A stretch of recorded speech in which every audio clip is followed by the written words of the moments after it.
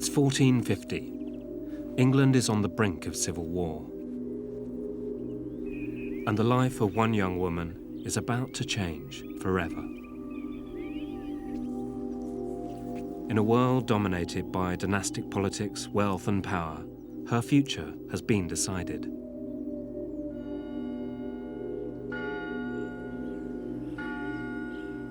She's one of the richest heiresses in England.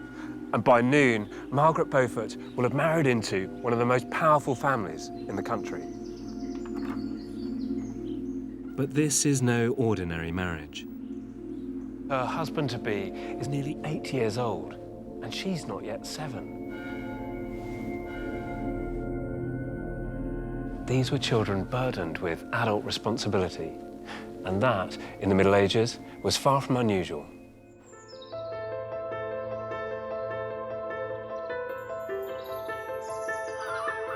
It's often said that life must have been tough for medieval children. And it's certainly true that it was hard enough just to survive. Roughly half the population would die before they reached 18. Although children grow up fast, what's surprising is that the experience of childhood could be richly rewarding. Contemporaries divided the medieval world into 3 orders. There were those who prayed, those who fought, and those who worked. And this was a view of the world in which everyone had a role, including children. I'm Dr. Stephen Baxter. I've been studying the medieval period for almost 20 years, mostly looking at the adult world. But I've recently learned that if we try to see this period through the eyes of children, we give ourselves a chance to view the Middle Ages in a completely new light.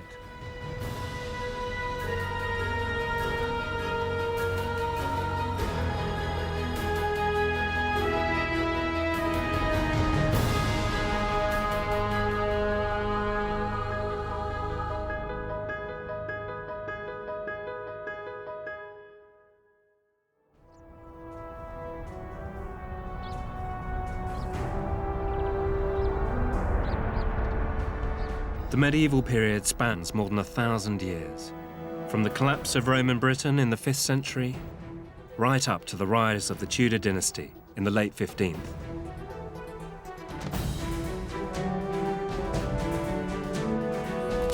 During this time, lowland Britain evolved from a world of warring kingdoms into a nation, England, under one king, and with a common language, English. It was an age defined by 3 great challenges: the fight for survival, the fight for power, and the fight for salvation. They all demanded lives of hard work and discipline, from which not even children were exempt. And each played its role in determining what it was like to be a medieval child.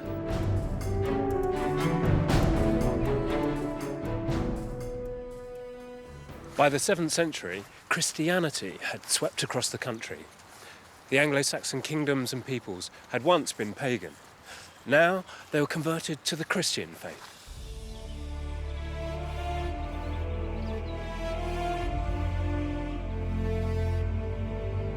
The landscape was being transformed by the monuments of a new religion, one which was dominated by the idea of a single, all-powerful God who offered the promise of eternal life. People were urged to engage in a battle against sin, to guarantee their place in heaven and escape the torments of hell. And children were at the heart of this struggle.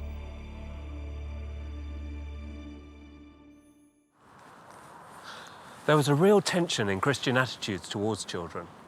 According to some texts, children were inherently evil.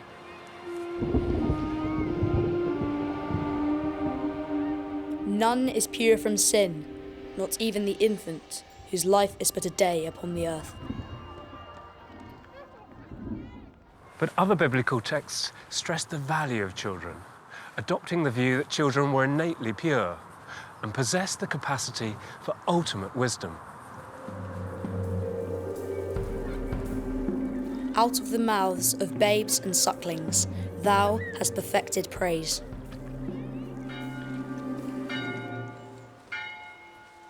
The question of whether children were born with or without sin was central to Christianity as society grappled with how to lead a spiritual life. And all this was acted out in the defining institutions of early Christian England. The monasteries. This is Jarrow Monastery near Newcastle, founded in the late 7th century. The monks here devoted their lives to praying for the community at large. And it wasn't just men's work. Some monks entered the monastery at the age of 7. For their parents, it wasn't like dropping their kids off at school. Child oblates, as they were called, didn't get to go home in the afternoon. In fact, most spent the rest of their lives in the monastery. And some never got to see their parents again. This was a world dominated by sin and the search for salvation. So the sooner a child engaged in the great battle for the soul, the better. In about 680, a 7-year-old boy called Bede was sent here.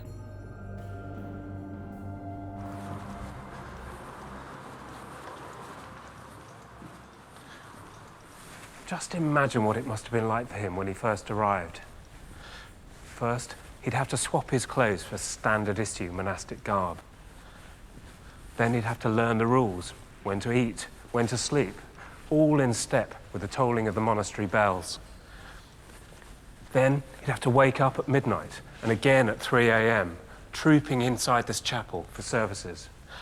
And these were just the first of several services held throughout the day, a routine that was strictly enforced every day of the year.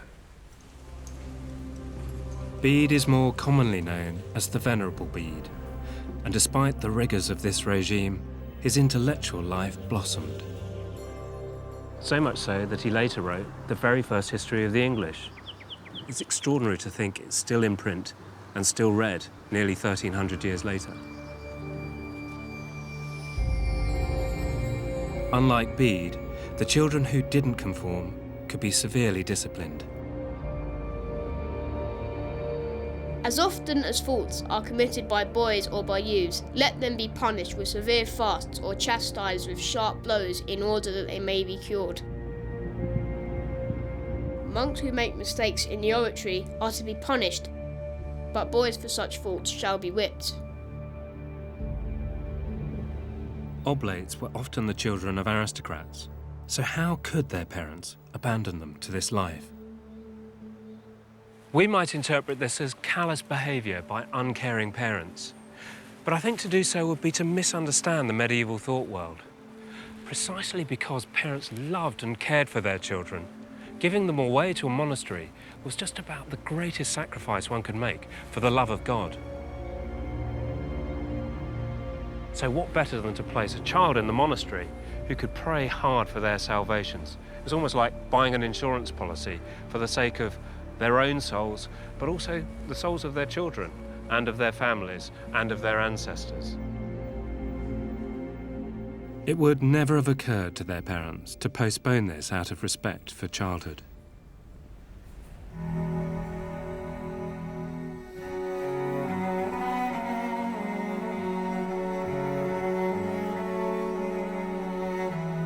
Medieval life wasn't just about the fight against sin, it was also about the fight for survival. Staying alive was a full-time job.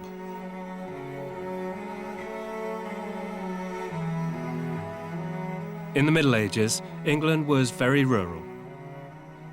About 90% of its people lived in the countryside.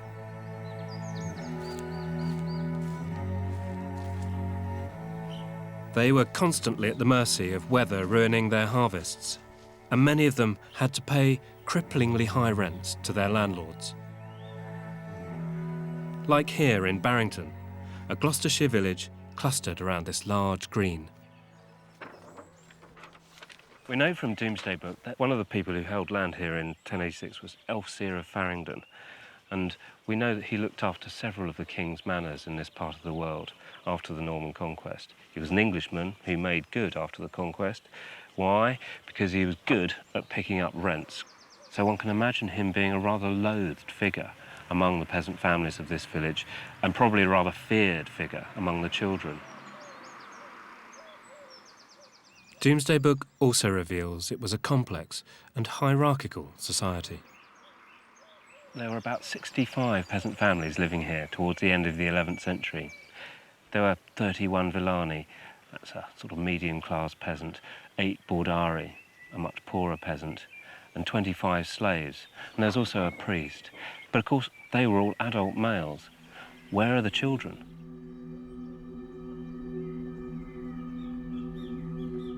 This place must have been teeming with children. And yet there's simply no mention of them in Domesday Book. And that's not unusual. They're invisible in most medieval documents, because society then was dominated by men.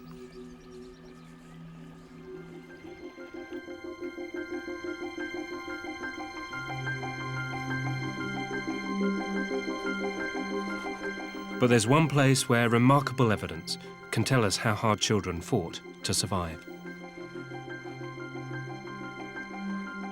A village called Warham Percy used to stand on this Yorkshire hillside. Now, down in the valley, this is all that's left.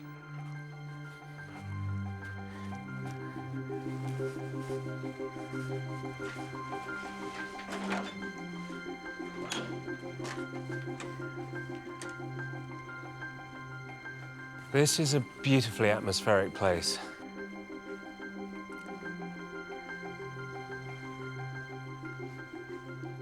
A ruined church, surrounded by humps and bumps in the ground where medieval houses once stood.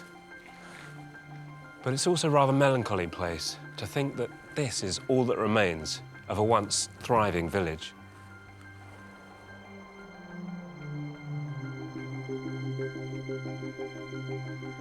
Graveyards are normally out of bounds to archaeologists, but here they were allowed to excavate the cemetery.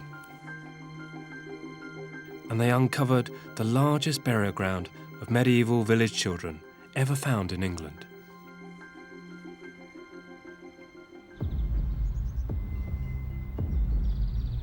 Their remains reveal the harsh realities of medieval life in extraordinary detail. At the English Heritage Laboratory in Portsmouth, Dr. Simon Mays has spent 20 years analysing their bones. When we looked at the child skeletons, one of the first things that struck us was how small they were compared with modern children. So I've laid out here the skeleton of a 10-year-old from Warham Percy, and the one we've got to compare it with is the same size as a modern 10-year-old is. So you can see the size difference between the two. Yeah, wow, that's extraordinary. So, in theory, a child of 10 ought to be that big. That's right. And so what accounts for the difference between the two? I think primarily it's nutrition. It's the quality of their diet. These people were not eating a very nutritious diet. So diet helps explain the difference between these two bones. This being the 10-year-old from Warham Percy, this being what they should have been at about that age. That's right, and that translates to about a 9-inch difference in terms of standing height. So at that age, that's quite considerable. Was this child unfortunate to die so young? Was that common at Warham Percy? Well, quite a lot of them did die during childhood. About half of the skeletons we have from the churchyard are of people who died before they were in their late teens. Right. Half? Half, that's right. Oh, my God, right. That's terrifying mortality rates. 50-50 chance of actually making it to adulthood. Yeah, roughly speaking, that's right. Gosh. With stunted growth caused by poor nutrition, and half the children dead by their late teens, these bones can tell a story that Domesday Book doesn't reveal. Just how often children lost the fight for survival. As an historian, I usually work on documents, artefacts, buildings, things left behind by adult males. And it's frustratingly rare to hear the voices of children in evidence that they themselves left behind. So it's been very moving to come here and see the physical remains of the children of Warham Percy.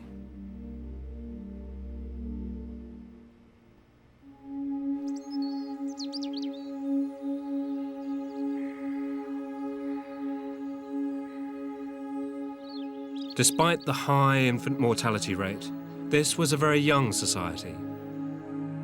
Roughly half the population was under 18. So there weren't enough adults to work the land and to feed and clothe everybody.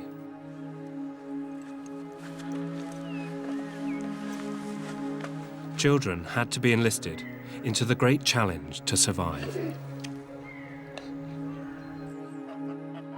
They helped with everything, from looking after the animals to separating the wheat from the chaff.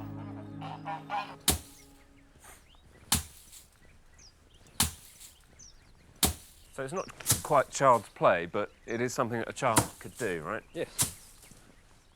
Chris Russell has been using traditional medieval farming methods for over 20 years. You started at 7 in the morning and you went on. Yeah. The children would have gone through this. It's a really boring job. And just made sure everything was taken out.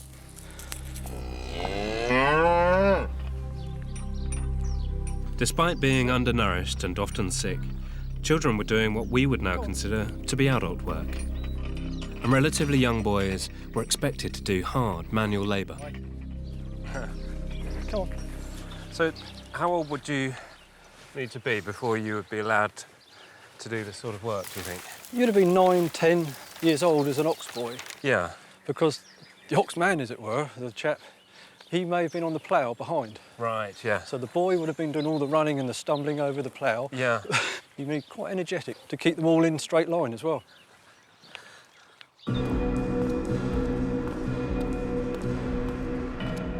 In the constant struggle to make ends meet, children worked hard and died young. Does this suggest that medieval life was so tough that parents didn't care about their children, as we do today?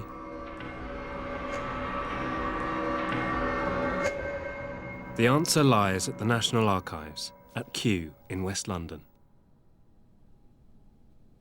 These are some of England's earliest coroner's rolls. They were first put together in the 1270s, so they're nearly 750 years old. And you can really tell that working on them, the ink is beginning to fade. And to be honest, the script's pretty tough to read too. And reading it isn't exactly a joy either, because it tells a lot of tragic stories. You always know that every time you see a child's name in them, you know that they're going to come to a sad end. Here, it's a little girl, and her name was Amice, and she was the daughter of Sybil, and she was just helping her mum at home, and her mum had a lead vat full of boiling water, and poor little Amice fell into it, and her grief-stricken mother rushed across the room and tried to pull her out of the vat, but it was already too late. Amice had been killed and was scalded to death. Here, a certain 5-year-old boy called Richard was helping his father by going to the well to draw water, but he fell in and clearly couldn't get out, couldn't swim, and drowned, it says, by misadventure, and his sister was the first to find him. And here we read of Robert, son of Walter. Robert was killed by lightning, and his father ran distraught across the field to try to save him, but it was too late. He was dead. What these records prove is just how much parents were affected by their children's deaths. They loved them. Their compassion shows that this was a caring society.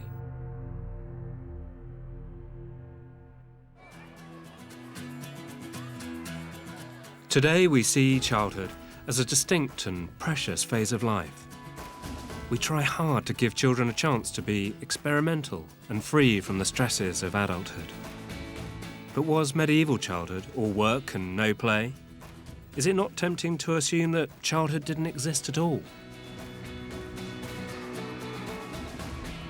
Well, that's precisely what some historians have argued. The pioneering book on the history of childhood, written in the 1960s, argued that there was no such thing as childhood in the Middle Ages. Children were just mini adults. And lots of people believed it. After all, sounds plausible enough. Well, actually, no. That myth has been completely debunked. Historians have since discovered evidence that childhood as a distinct stage of life really did exist.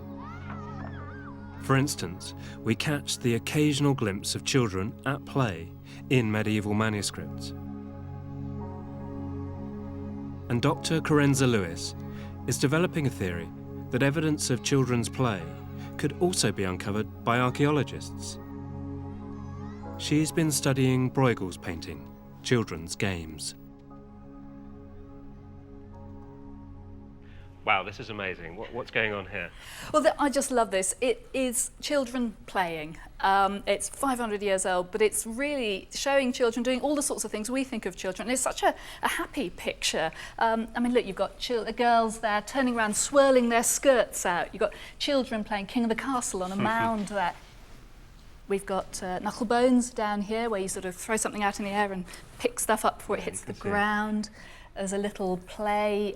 Is that a marriage? Someone going into a nunnery, a coronation? I'm not sure. It's got a little crown on little it. Procession there. They've all put little hoods on there. There's a little girl playing with, well, I'm not sure if that's a mud pie or a dog poo, but anyway, sort of thing that children do. This painting is a riotous fantasy of children's games. Yet Carenza Lewis believes we could find real archaeological evidence for them. I mean, if you imagine all the children in this scene were suddenly called off to bed and they all rushed off and dropped everything they were playing with. What archaeological site would that leave us? So we look at this pile of bricks here. The possibility that children had arranged them like that would be ignored. This pile of standing stones here, there's one game which actually describes stones put up on end in a circle. Sounds like Stonehenge. Your average archaeologist wouldn't think about children. Once we've got an idea of the sort of things that children might have been doing, then we can look at our archaeological sites and look for evidence of those features. You know, I mean, look, someone's using an upturned pot here as a base. You can see he's running towards it. He's just touching it to prove he's touched it. And that pot is a classic medieval type. But people very rarely suggest they're being used for play. And Carenza Lewis's theory is being supported by finds of children's toys. They're copies of ordinary household objects, and they're little play items, like you'd have sort of doll's house furniture, the collections of objects for children to play with. So we have got a culture of childhood in the medieval period. Children are playing, they are playing in specific ways to children. It wasn't all blood, sweat and tears. I'm youth, wild, fearless and never constant, and I spent all my time playing, running, leaping, singing, dancing, wrestling, stone casting and climbing trees to steal fruit.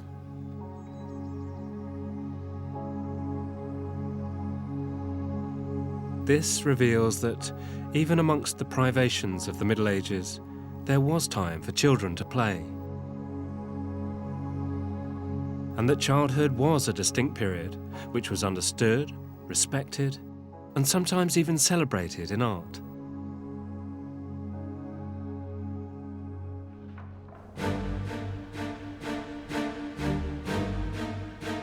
Around the 10th century, the transition from childhood to adulthood became sharply defined in law. In the early medieval period, Britain was a mosaic of small kingdoms frequently at war with one another. Within each kingdom, there were bloody rivalries, where vengeance was a personal issue, pitting one family against another.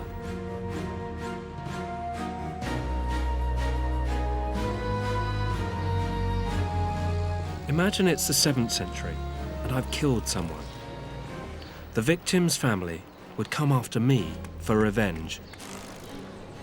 And if they succeeded in maiming or killing me, my family would be honor bound to extract revenge from them.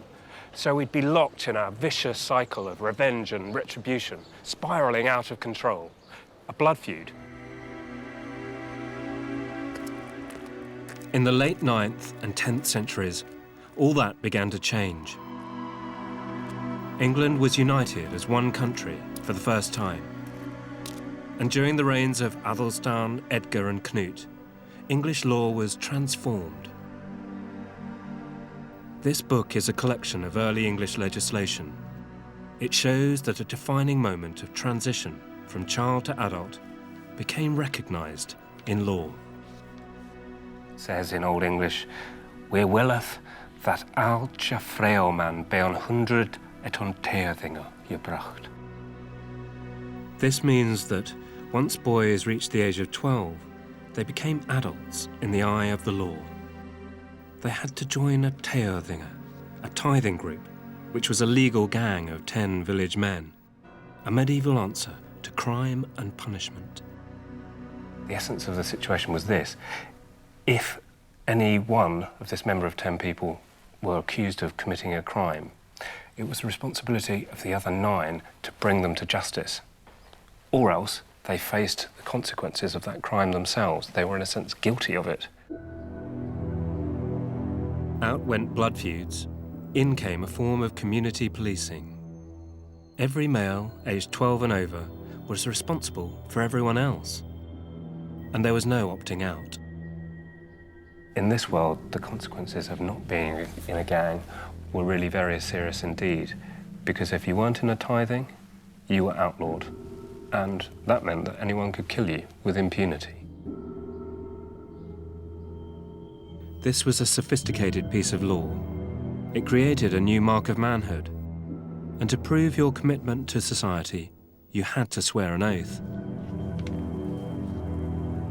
By the Lord, before whom this relic is holy, I will be faithful and true to the King Canute, and love all that he loves, and shun all that he shuns, according to God's law, and never by will or by force, by word nor by work, do aught of what is loathful to him. So you can imagine that for a 12-year-old, this would be an extraordinary moment of transition from childhood into adulthood, performed in public with everyone else in their village around them. All this gave you an entry into the adult world, with a status in society, responsibilities, but also protection. This oath was to become one of the foundations of our common law, and helped save England from lawlessness.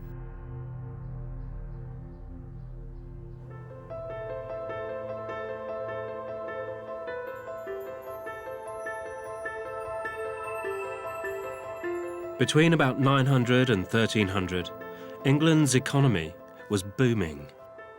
The population was growing, the land was being more intensively exploited, and there were growing opportunities to profit from trade. Sheep farming and selling wool to continental merchants helped make the heart of England and East Anglia very rich. And this increasing prosperity began to transform society with the emergence of a new social class. They were known as the gentry, not quite upper nobility, but definitely posh.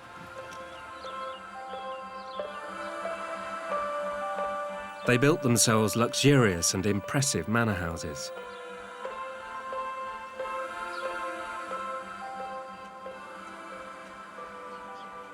This gorgeous place is probably the best surviving manor house anywhere in England. And the best thing is, I've got the key.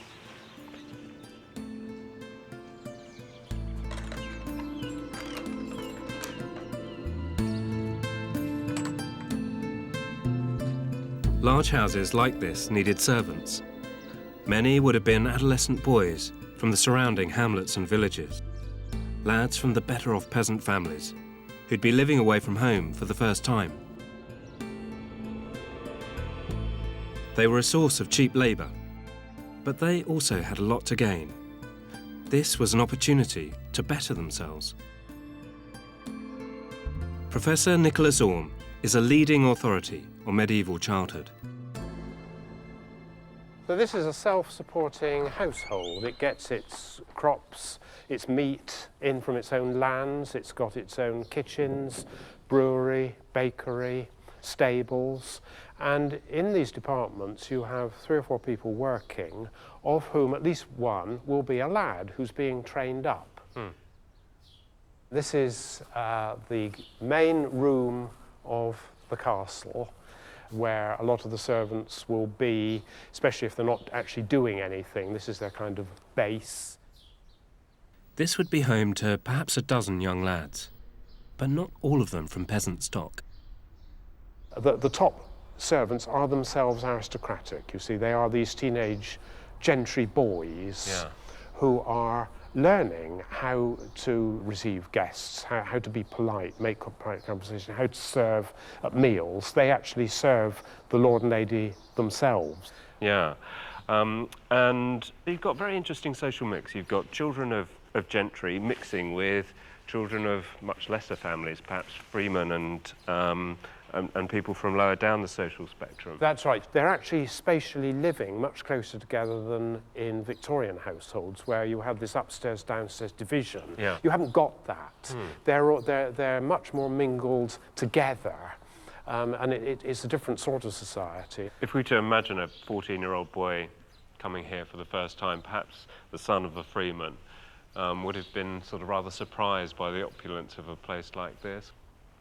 It would have been a moment of passage in life, wouldn't it, to go from a peasant house, which was very much smaller, to this sort of place. I mean, it will certainly be good in terms of food. There will always be adequate supplies of bread, meat, and beer. Yeah. And in an age of subsistence farming, where a lot of people don't get enough to eat at particular times of the year, I mean, that is a really good position to have. You've got your feet under the table there. The migration of young people to manor houses like Stokesay made social mobility possible, creating opportunities for children to move up in the world. Boys from relatively humble backgrounds had a chance to break free from the constraints of village life and to have their rough edges knocked off. There's a bit of a myth that medieval lords were rather an uncouth lot, that, I don't know, you have the image of a lord gnawing away at a roasted chicken and throwing it over his shoulder when he's done. That life in the evening was all about boozing and puking and wenching. In fact, the medieval world was obsessed about courtesy, about manners. Thou shalt not spit over the table, nor scrape nor scratch thine own flesh with thine fingers. At table, beware of cleaning thy teeth with thy knife. Courtesy books were popular. Evidence that children were expected to acquire good manners very young if they were to get on in life. Look, thy nails be clean, it says in truth, which is a bit ironic because my nails aren't very clean at the moment. I wouldn't make a very good medieval servant.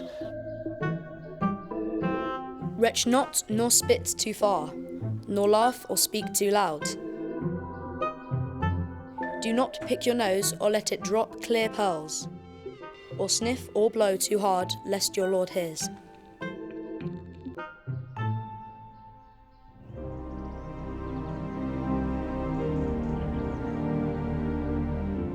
These instruction manuals were intended to teach children model behaviour. But they hid some of the realities of life in a manor household. This was essentially an all-male world, and young boys especially would have encountered bullying and brutality. You were likely to be a victim of the kind of casual violence that characterised the medieval world. According to one source, a lord's huntsman should choose a boy servant as young as 7 or 8 who was physically active and keen of sight. That boy would have to sleep with the hounds to make sure they didn't fight and bark at night. And during the day he'd walk, feed and comb them. But if he made any mistakes, the huntsman should beat him as hard as possible until he had a proper dread of failing to carry out his master's orders.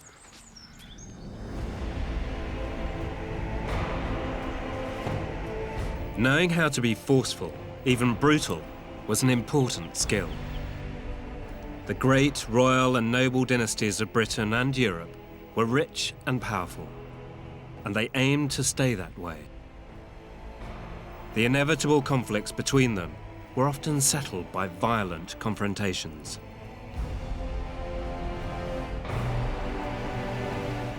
Medieval society was organised for war. It had to be. Rebellions, civil war, running battles between the English, Scots, Irish and Welsh were common. And there were long campaigns overseas, in France, and on crusade in the Holy Land. All this created another career opportunity for boys. Lords needed to protect themselves, and they were also expected to supply warriors for the king's army. So it was a nobleman's responsibility to train up the next generation of fighting men. Learning combat skills started young, but it was possible to become one of the superstars of medieval Britain, a knight. This is William Marshall. He ended up becoming the most celebrated knight in Europe in the late 12th century, an extraordinary warrior. But before that, he had a pretty eventful childhood. At one point, when he was just 6 years old, he was within seconds of being hurled to his death. He'd been taken hostage by his father's enemy, King Stephen, who was now besieging his castle. The king's plan was to throw the young William into the castle using a siege catapult. But William managed to charm the king by treating the catapult as a fantastic toy. "Is it a swing?" he asked as he was being led to his death. "Can I swing on it, please?" The king was so moved by the child's innocent words, he called off the execution and played a game of knights with him instead.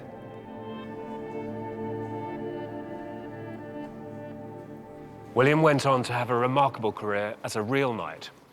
He excelled in the art of war and was impossibly glamorous. He fought alongside Richard the Lionheart, went on crusade, and survived several sieges. William was a legend.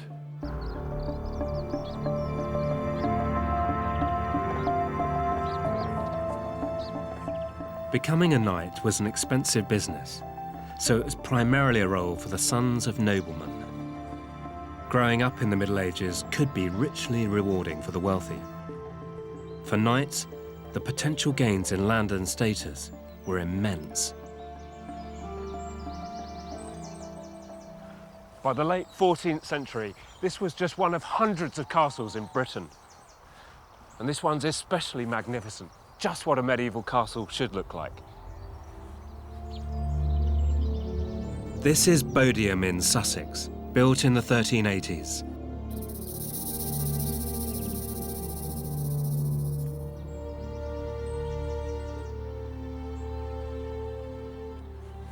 The lord who built Bodiam, Sir Edward Dallingridge, clearly intended the castle to be an emphatic statement of his social status and military might. It would have been a formidable stronghold, and so the ideal place to train young boys to become soldiers. It was, in effect, a military academy.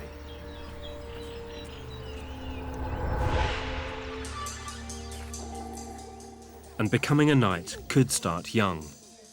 As long as you were of noble birth, you would be sent away to live in another castle with a lord who's already a fully trained knight, and he would teach you how to be a knight. Now, you'd start your career right at the bottom as a medieval page, and a page is effectively a servant. You're an errand boy. You're the lowest of the low, I'm afraid. So your jobs would include sweeping the courtyard, cleaning the stables, cleaning the poo. I know, pretty grim. If you had one Trainees were taught how to be respectful. There was a strict code of conduct amongst knights. Certainly be a noble knight. Now this is called a sallet helmet. You can only see through the eye holes. Who knows what a salute is? You know, in the army, when you salute your commanding officer. Now, when you raise the visor to see who's approaching you, or for other people to see who you are, you lift your visor with your right hand. So that's where the salute comes from. It comes from the sallet helmet. This culture of chivalry emerged during the Middle Ages and defined how noblemen should behave in war and peace. Well, you can imagine lads training here. The atmosphere, competitive, testosterone-fueled. The marshal would be running his eye over the pages to see who had potential. He'd be looking for boys who were strong, fit, and had a good eye for challenges like this. Climbing up ladders on the inside. Hands only.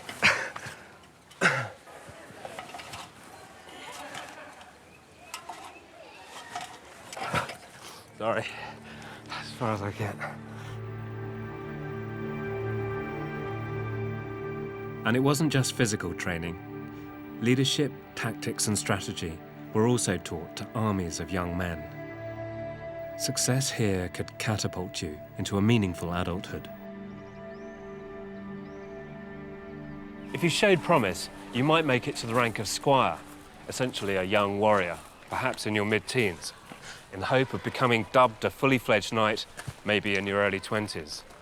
And you'd be expected to become a brilliant horseman and master the art of riding in full armour so that you could compete in tournaments.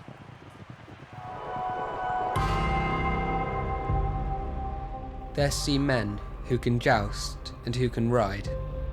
Up spring the spears, 20 feet high.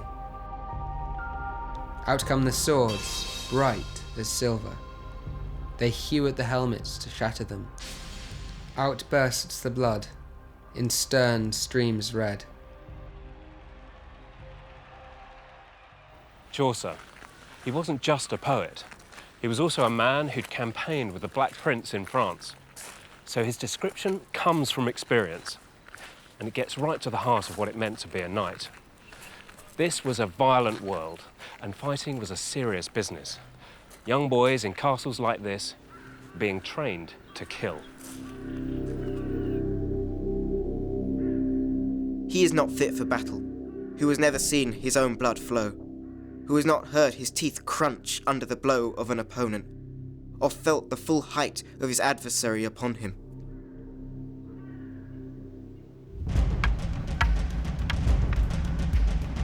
Despite the risks, becoming a knight was a proven way for eldest sons to maintain and protect their family's wealth and honour. And for younger sons, it was their best chance of acquiring status and land. This imbued aristocratic society with a restless, dynamic energy. So warfare was just as endemic at the end of the medieval period as it was at the beginning.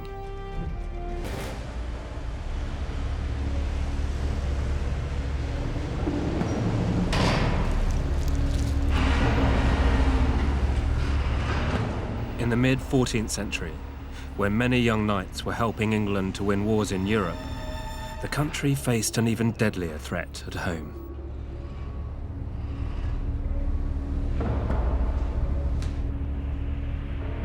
It's known as the Black Death. It had already ravaged most of Europe, and it struck Britain in the spring of 1348. Once you caught it, you'd get pustulant lumps under your armpit. And then your hands and feet would go black, and within 4 days, you'd probably be dead.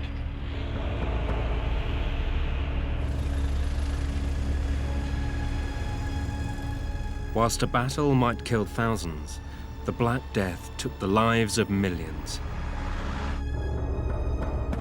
In London, people were dying so fast that in Charterhouse Square, next to Spitalfields, they had to dig mass graves.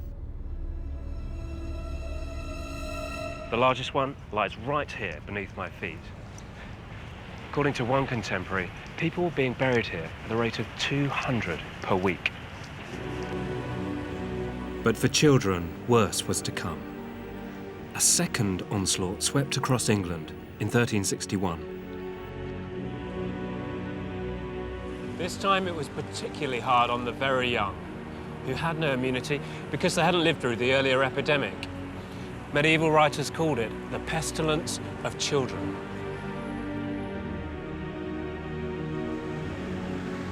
These murderous pandemics caused loss of life on a terrifying scale. According to one estimate, the population of England plummeted from around 5 to 2.5 million. It's almost unimaginable to think that the population halved in just one generation. And because children were hit the hardest, England shifted from being a young society to an aging one. Suddenly, The Middle Ages had become middle-aged.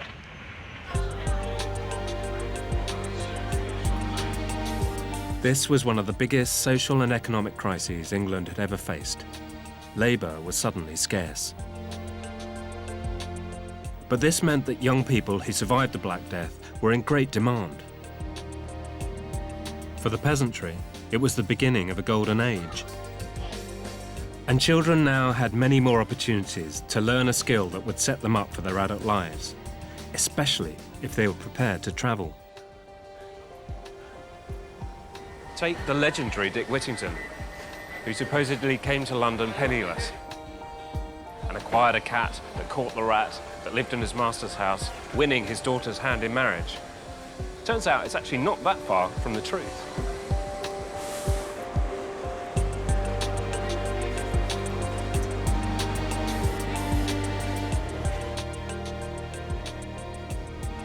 The real Richard Whittington did come to London, where he became an apprentice to a mercer, a trader in fine cloth. And he turned out to be a natural wheeler-dealer. By the 1390s, he was selling goods worth £3,500 to the king. That's millions in today's money. And he really did become the Lord Mayor of London. And at his death, he left a vast fortune in charity. He was a successful and popular man. A classic example of a young lad who made good through trade and apprenticeship.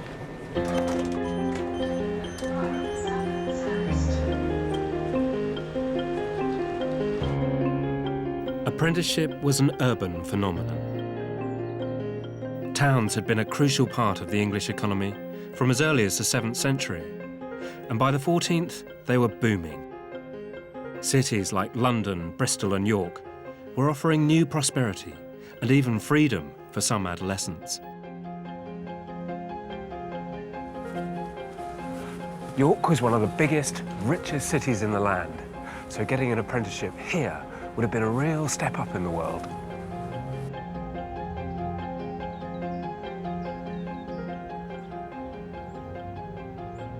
This was the place to live in medieval York. Stonegate had some of the richest real estate, so a lot of the well-to-do cloth traders lived here, had their workshops here, and trained their apprentices here. Young apprentices hoped to enter a very powerful and lucrative system.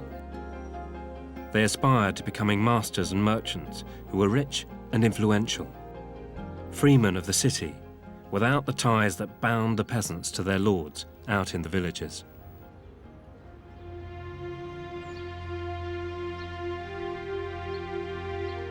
This is the Merchant Adventurers Hall.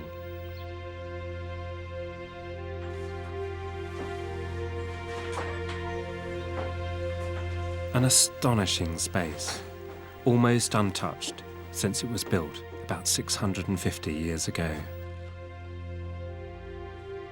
Its lavish design shows how rich the merchants of York had become. They formed a guild, effectively a trade association, and they built this hall as a place to meet and do business. Masters often took on apprentices who were as young as 12 years old. The relationship between them was often very precisely defined.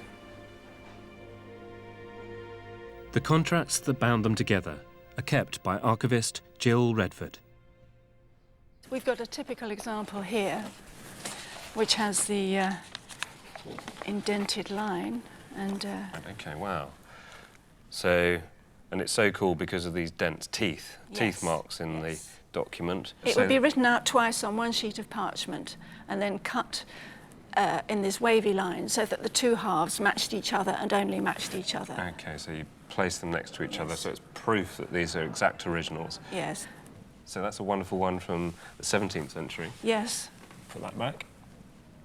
And then we have one here, which is described as an indenture, although the cuts have gone, it's been trimmed. It has, hasn't it? Yes, it's been... From 1364. OK, right, so very early. And here are the contracting parties. Wilhelmus Filius Magote de Lincoln, so William, son of Magote, probably a woman, of Lincoln, is contracting with John Pate of York.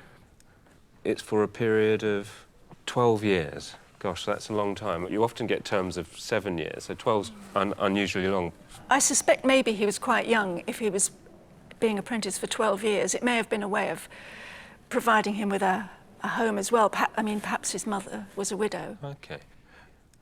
And here are some things which the young apprentice is being banned from doing. Ad talus non ludet. He's not allowed to go and play dice, OK, or go to tabernas, go to the tavern. Right, so he's not allowed to gamble or go to the pub. That's a bit of a pity. Gosh, and this rather striking word, fornicationis. So he's not allowed to commit fornication, not allowed to fornicate with uxor, a wife.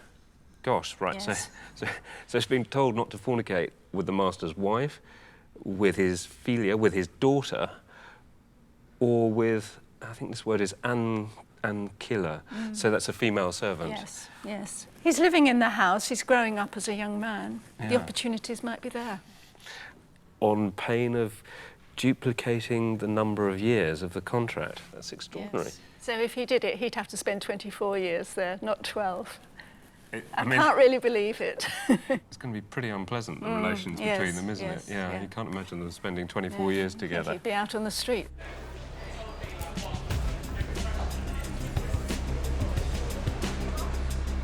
The young apprentices were a very valuable source of cheap labour in the city's economy. And they must have had a real presence in the hustle and bustle of medieval York. Their indentures said they shouldn't drink, gamble or fornicate. But that's actually a pretty good indication. There was plenty of that going on. Experienced apprentices would have earned a small wage. The idea was that they would save that money so they could set themselves up in business once their apprenticeship was complete. But these were young adolescents with money in their pocket, and many of them would have been much more interested in going out and having a good time. Potentially, this was the time of their lives.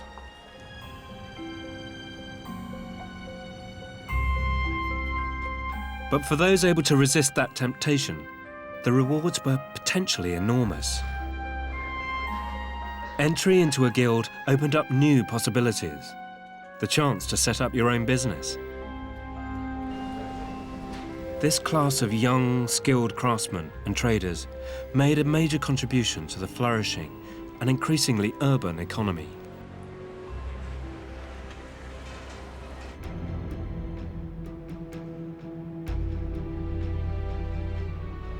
In the Middle Ages, children clearly had to shoulder adult responsibilities at a much younger age.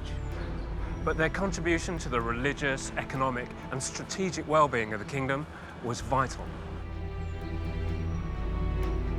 By joining the three orders, working, praying and fighting, they gained more than just survival. They had status, and for some, even independence.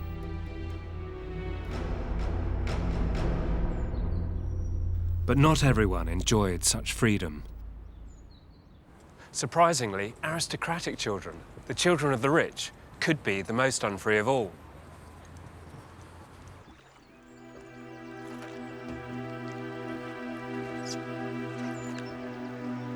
Throughout the medieval period, the ultimate source of wealth and power was land. And kings and barons, the richest people in the country, fought desperately to control it. And children were often among the casualties. If their parents died and they stood to inherit, there was a danger they would become political pawns. In 1444, Margaret Beaufort became one of the richest heiresses in the country. When her father died, a legal guardian seized control of her whole life. And although she was only 6 years old, he swiftly married her off to his own son.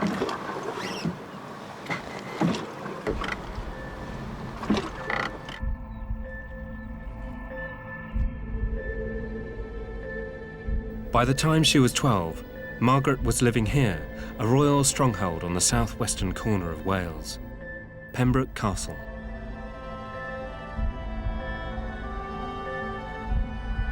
Even the king hadn't been able to ignore her vast wealth.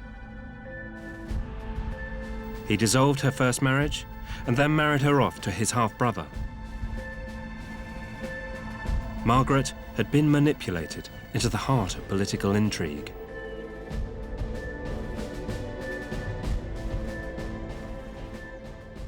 And now for the shocking bit. In order to secure her wealth, her husband had to make her pregnant. She was a slight 12-year-old girl, still basically a child. He was a strapping 26-year-old knight. Yet within weeks, it was clear the marriage had been consummated because Margaret was pregnant with her first child. Although her adult life had barely begun, young Margaret had done her duty. Within months, her husband was dead, a victim of civil war. So, just 13, twice married and now a widow, she gave birth to a son. And this little boy would change the course of history. He would become King of England and would unite the kingdom after the Wars of the Roses. His name was Henry VII, founder of the whole Tudor dynasty.